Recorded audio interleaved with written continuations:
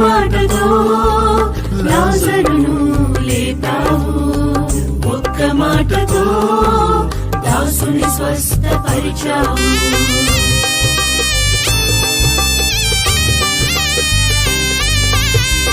ఒక్క మాటతో లాజరును లేపావు, ఒక్క మాటతో దాసుని స్వస్థపరిచావు.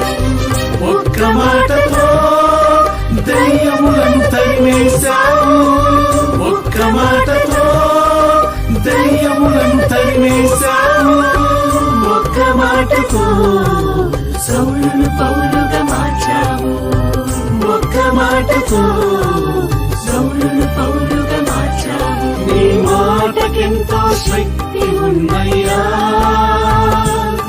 నీ మాట పలికిన మహిమలు జరుగునయ్యా.